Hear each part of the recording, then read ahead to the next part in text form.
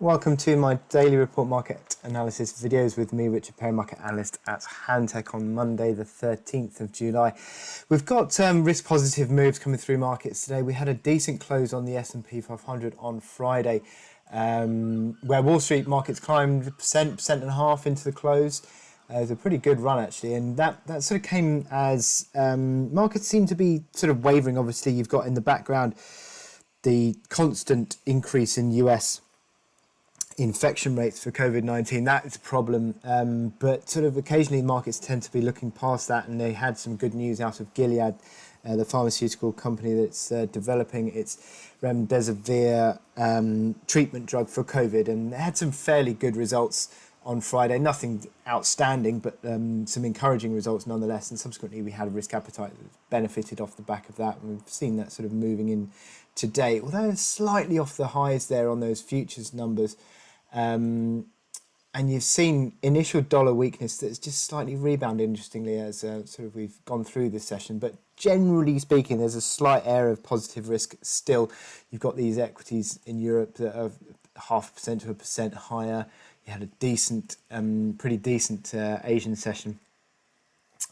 And yeah, it's just edging this risk positive move. You're not seeing though the oil price running higher, which is something to keep an eye on. It's just rolled over again. It had a decent recovery session on Friday, rebounding strongly into the close, but then just fallen over again. So it's still struggling underneath that resistance on Brent crude. But yeah, some interesting moves that we have seen at the beginning of this week, and it's not really got any data to sort of throw a fly in the ointment today. So it could well be set in for the session now. So we're sort of looking at my chart of the day, which is which is sterling Aussie.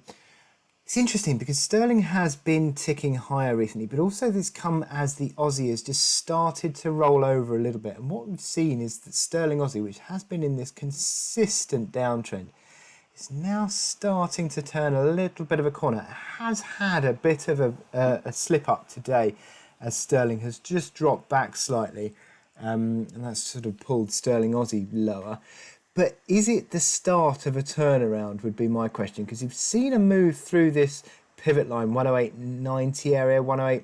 I mean, if you take these lows, 108.55 and the high of 108.90, what you do have is effectively a pivot band, and you're sort of testing that pivot band now, as the market has just sort of slipped back a little bit today. But look at these improvements that you've got through these momentum indicators.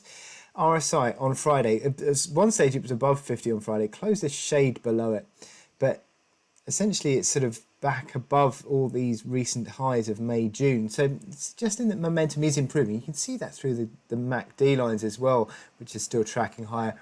Stochastics too went to multi-month highs at their back end of last week. So there is this air that the market is starting to improve. I've sort of highlighted on the daily report this gauge on the sterling Aussie of the 21-day moving average, which I think is a really good gauge actually. If you look at it, even back in January, February time, it was a really good basis of support on the way up. Yes, it didn't hold to the pip, it occasionally got breached, but what you've seen is this moving average just bottoming out and turning around, and that's an interesting sign that the market is just beginning to sort of get through its negative phase and maybe starting to build some sort of bigger base pattern. It may not survive this initial rebound higher, but we could have seen the low that's in place now, 178.80.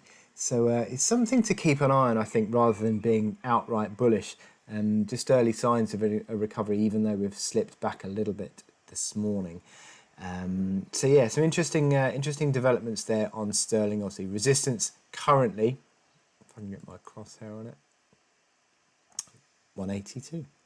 So that was the overnight high over the weekend, or yesterday, Friday's high before slipping back slightly today. But as I said, is this the building blocks of a recovery? So I wish you good luck in your trading today.